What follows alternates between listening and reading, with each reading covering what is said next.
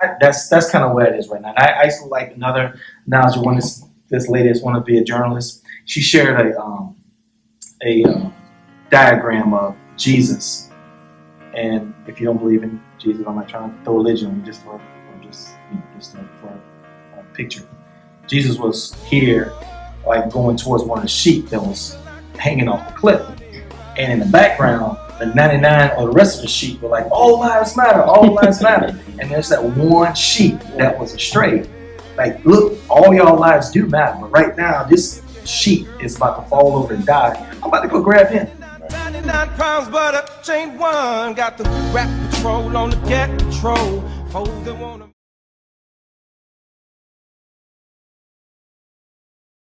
So we're talking about the issues. We talked about what the changes are. What do you feel is your part in this? What are you passionate about in your life that you're going to do to help cause change in this world? Over the past this year, couple years, being where I am now, I think I think it's my responsibility to try to educate like generations. Like right now, the parents who come in and their children. I think I'm really passionate about just exposing them to different things. Not saying that, hey, I feel sorry for you and you're where you are currently economically, but just to help them to help themselves, pretty much. So I think that's what has been my passion for the last couple of years, to try to create environments in which everyone can flourish. And not that I'm talking down on someone, because I always let them know, look, we same. If you cut me, I cut you, we're gonna bleed. We're gonna bleed the same. So to try to kind of take that layer off, because every time I come in, it's like, oh, you're speaking because you're in this position. No, that's not it. You know, we're the same. So I just, my continued hope is, and building next year, that we continue what you were saying. And we have our own, black communities can have their own, just like the banking system. yeah, everything. What's Black Wall Street? just like the Black Wall Street.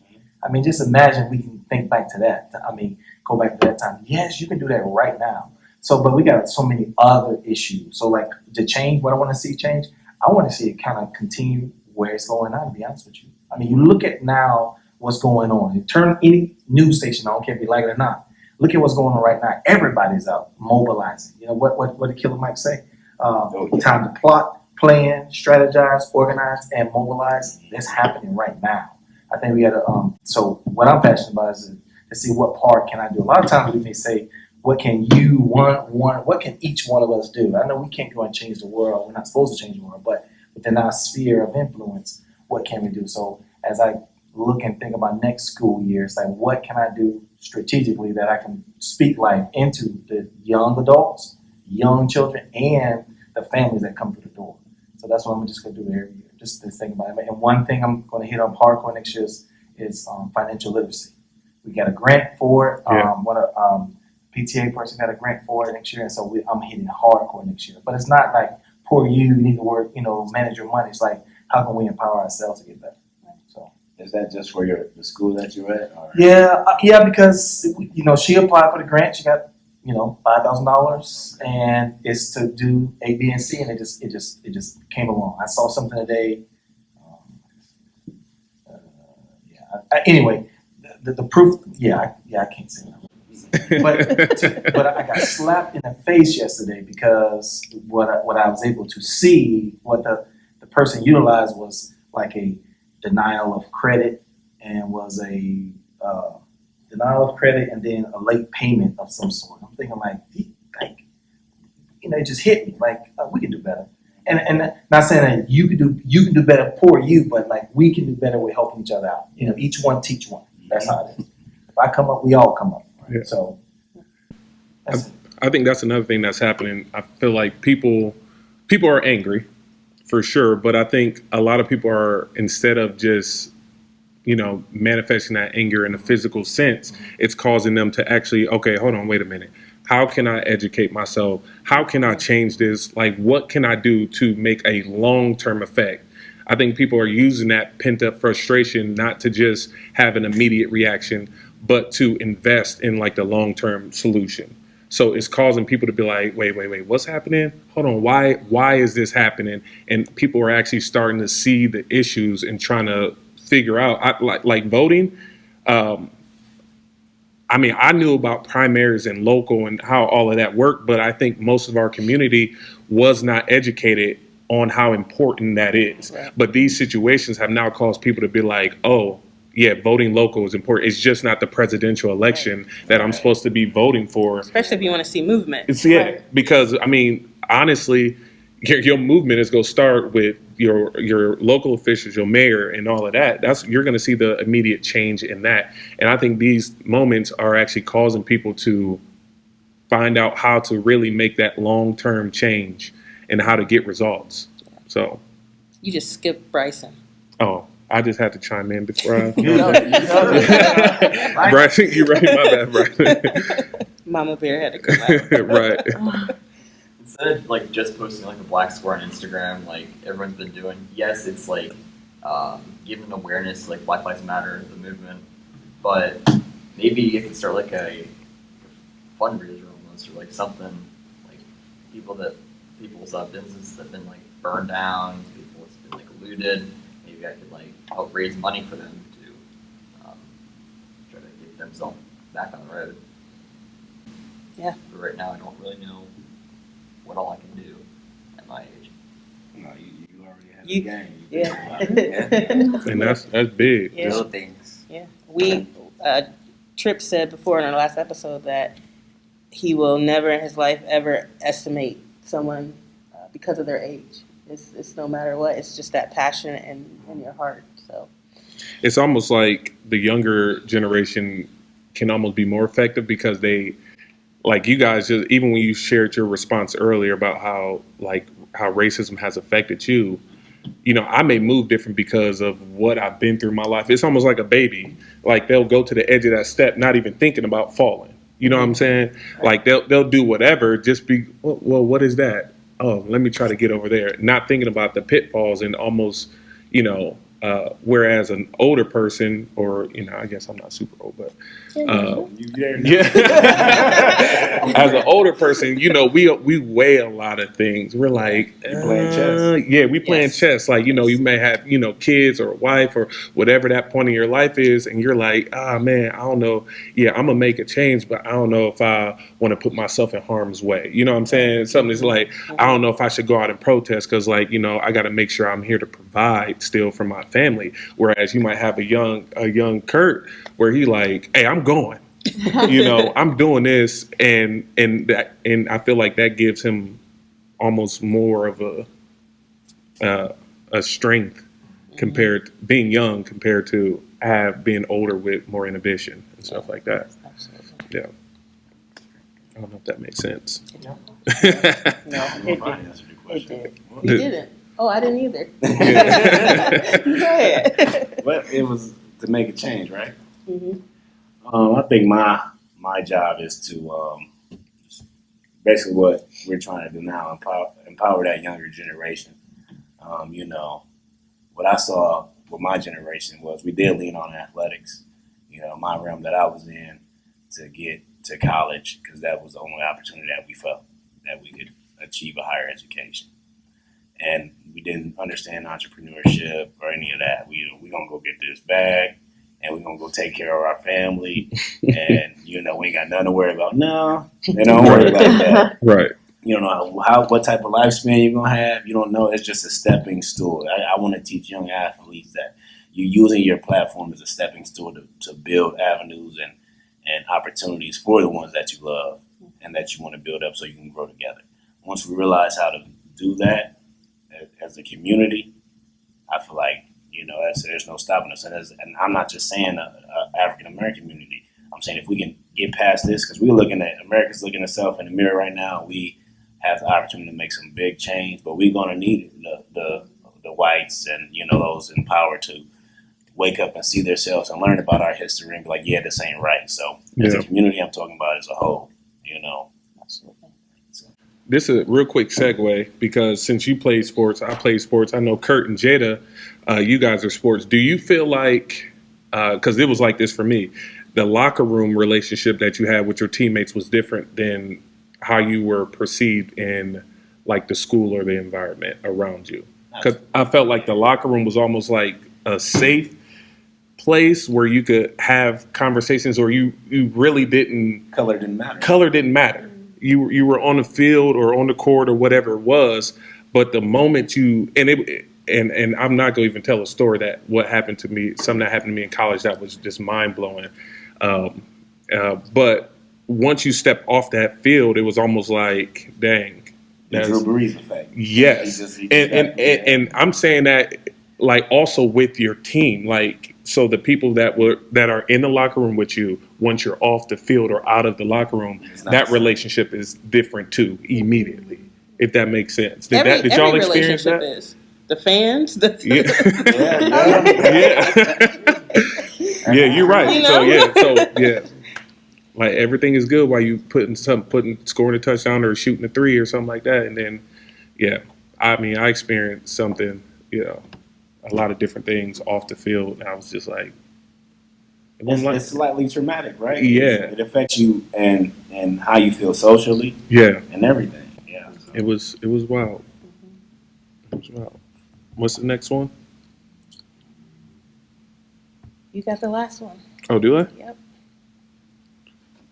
We didn't talk about what do you think of the current proposed changes to the police department? Oh, yes. Is that the chokehold The elimination and defunding and the eliminating. bring it all on? It needs to be broken down so we can build it back up in the right way. Not saying that you need to riot and tear it down. No, you Right. need the infrastructure, what's written down. You need to really look over that and see that it's ineffective. And to create the change that we want to have. So I heard Karen Hunter and I believe Soledad O'Brien maybe talking the other day about the defunding. So what she was saying is, what I heard her say, and if I'm wrong, I hope I'm not too wrong, but she basically interviewed different departments, and one of the departments said that they had enough money to buy a tank, and this was maybe in Kentucky or something like that, and they bought a tank. So it was like, just because you got the tank in your proposal, you're going to spend that money to buy a tank. What you need a tank for? You know what I'm saying? Right. So I think when they said defunding, I don't think they're talking, I don't think, and I have not read it, so I'm ignorant, I did not read it all. But what I was basically thinking is that they're saying that some of that the funds that are given to these departments, they need to be utilizing it for education purposes, retraining of officers and so forth. So I mean that's what I took from it. I didn't take it as like, look, we're gonna cut your money just because you have a high percentage of police officers that may abuse this power that or another. That's how I took about it. So, am I wrong? Did I misinterpret that? I'm not certain on it either, to be honest with you. But like you said, if you have a tank and you're buying, investing in more, and you're not doing nothing for your community relations program, what are your priorities? Exactly. Yeah. Do you think it's like necessary to have liaisons? Because I feel like when we were talking about media, how we were saying Twitter, Instagram, that's the main media that this generation uses. Like they're not, and I'm not even doing it no more. I don't wake up and turn on CNN on my TV. I wake up and I look at Twitter. You know what I'm saying? So I feel like the next generation coming up, they're really influenced by the media, even if they have an opinion or don't have an opinion. So do you think it would be necessary to kind of have liaisons to start rebuilding that relationship? I have actually a friend in Columbus, and she's in charge of a program that builds those relationships between law enforcement. And there was a whole big thing to where the kids didn't want any police officers there because of what they saw in the media. They didn't really have their own opinions, Right. but it was based off of what they kind of just saw in the media. You know what I mean? So do you think it would be necessary at this point to actually, in police departments, to implement liaisons that look like the community Yes. to build those relationships back up? Yes. Because I mean, I'm 32. When I get pulled over, I'm still shaky Right. and rabbit voice, like, hey, yeah, you know what I mean? Right. And I'm too grown for that. You know, so do you think it would be necessary to have like the liaisons to maybe reach out to the community? Maybe you're not always, on the beat or, No, I understand on what you're patrol. saying. You know what I mean? Like what most of the kids have a public resource officer, a school resource officer, and it's not enough. You know, I remember having Officer Jones around. You know, Al Jones. And I would see him in the community. You know, I go to Lawton Street and play. You know, Right. it needs to be something like that. You know, to where all right, we got a community center where maybe a few officers with athletic backgrounds run programs. Get to know the youth, you know, and like, oh, I know I can call Officer so and so when I'm going through this, you know, or I got this going on at home, and I'm, you know, I feel comfortable reaching out to this officer because he has my well being at mind, and not just profiling me, trying to see if I got some weed in my pocket. Right. Know? Right. Yeah. I'm gonna say you probably have to have a various amount of people around that table, because the same way we have a fear imposed by the police officers, there are others that like, you know, maybe where we live, that they don't know, they have no idea what, like Bryson has probably have no clue of what I have to go through, or what one may go through, but with law enforcement officers, or even being by being black. I mean, because right now he could pass for white or black, you know, so it's not I could pass for that until he, you know, I ain't speaking for you, you speak for yourself. But I think getting around that table, I think you gotta get people that's gonna have different backgrounds than we are. It's gotta come around that table to come up with a kind of solution. So it definitely somebody that look like, but the biggest thing is I think you gotta start having conversations. Yep. I mean, everybody gotta start having conversations, and not just about like hoopla, like, you know, this can't be a moment. It can't be a moment where when everything cool down, because right now everybody forget about it. You know, everybody forget about Breonna Taylor, because now you got George Floyd. So now when it cool down, everybody will be like, oh, okay, let's just go about our business until somebody else dies. Right. So I think, you know what I'm saying? So the conversation has to continue going on, right. But then we gotta like call people out that's not doing what they're supposed to do and get them out of office. Mm-hmm. You know, if I see a little meme that, look, if you're out here protesting and you ain't registered to vote, go home. I mean, that's kind of how it is. You got to change it, and they can start from the local municipalities on up to the government. I mean, that's how it is. You know, I was listening to Joe Madison the other day talking about Mitch McConnell. If one part of Kentucky would have, just that one small district would have went in and voted in that election, he could have been out of office. He could have been out. I mean, so we got to do lots of things. So it's a lot of things. It's compounded. We need to plot, plan, strategize, organize. I mean, there's so many things we have to do. But I think starting a conversation, you gotta start opening up, and people gotta, you know, you gotta put people around the table that may not disagree with you, you know, and try to come up. Because we gotta learn how to live among one another, and we gotta come up with some solutions. So, but you gotta have them nasty, you know, those tough conversations, and not just in the black community. I mean, even in the rural community we have, they gotta start talking about. You know, police brutality and racism. They gotta start talking about it in an open format. They can't invite a token brother to come in and speak on their behalf. You got to do it. You know, How do you get that community to do it? You know, the crazy thing about it, ever since this has opened up, I had so many of these conversations, these phone calls. Hey, I've been thinking about you. First of all, let me just tell you, you can't just come to anybody black, and I can't speak for everybody, because my opinion is. You may disagree with them, so I'm only giving you my own perspective. But I will say, people are asking, like, I never looked at it like that. They may start off with like, oh, like one person, we'll call them out and say, oh, why everybody looting, why everybody da-da-da-da. And next thing you know, about a week later, after more research and more time, she got the Black Lives Matter posted up. See, she with the movement, you know? So it's like, dang, how you flip from that to that? Conversation. We got to get around the table and have those conversations that, as you said earlier, that they said, hey, we don't talk about religion and politics. No, let's talk about it. We gotta respect one another. If you Buddhist, okay, that's your thing. But what's going on right now that's impacting you? Because it's impacting everyone. Yeah, I agree with that 120,000%. And I really feel that that's why we wanted to do this episode. But I didn't talk about my passion, but sort of like Chris, I've been getting calls and, hey, but I appreciate not only are they asking, but they're also listening. And so if there's anything I can do to encourage this generation is to use whatever platform you have, whether it's in a locker room, whether it's, you know, with your girlfriend or boyfriend, wherever it is, on Instagram. Right now, I'm telling my age, my platform is Facebook. But I've been having, Very man. challenging conversations, but people are listening, and the response has been really good because I think we're learning that you can agree to disagree, you can still love, but you Mhm. can still progress towards equality. And like Bryson said earlier, stand up for what is right. Period. Yeah. I'm getting a lot of negative feedback on my MySpace account. Nah, MySpace though. Your AOL dial-up. Oh my goodness.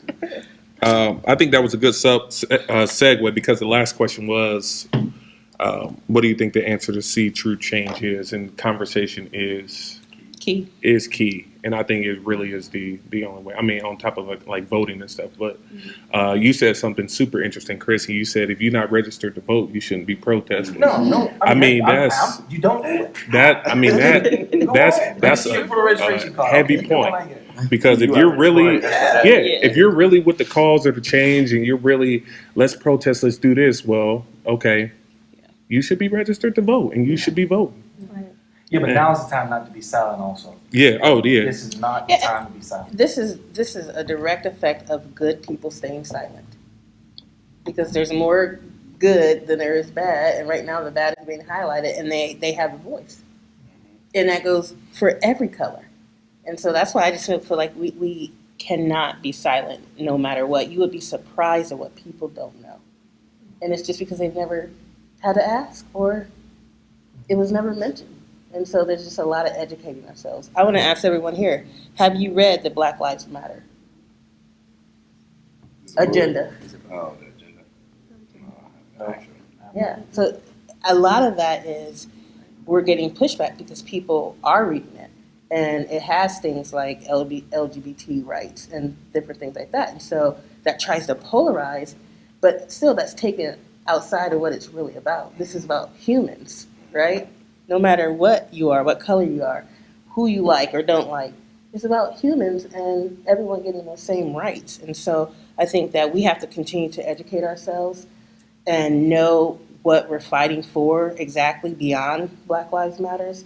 But that's how we're prepared for questions, the more that we educate ourselves. Yeah.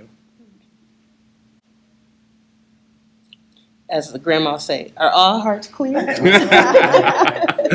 Well, I want to thank all you guys. I mean, you didn't have to do it, but you did. We really appreciate you giving your opinions because it's needed. This probably won't be the last time we do something like this because, like Chris said, we definitely need to continue the movement. It's not a moment; it's a movement. Exactly. Just the beginning. Just the beginning, and everyone has a part to play. From you guys in high school to college to law enforcement to education, everything we do is important, and I think that's what is coming to light now. Everyone is like, oh man, And we can do it my together. part is exactly. All right. You good? I'm good. You good? I'm great. Listen, y'all, make sure you're hitting that subscribe button. Let's go down the line real quick. Tell everybody where they can find you at. MySpace. MySpace. You can find me on IG at 1040 Ghost. It's the most active Okay. on social media. On Instagram, my username is Jada B. Wright. Okay. Delon. you can find me at Delon Carter on Instagram, Facebook, Fitness Fanatics. If you're looking to work out, I'm big into fitness. As y'all see. Right. You can find me on Instagram, Bryson_Haynes. Can't find You it. can find Chris there too. I mean, you can also find me on the couch too. That's what you found. All right, cool. Thank you guys. As always, stay corona free. We love you. Peace. Peace.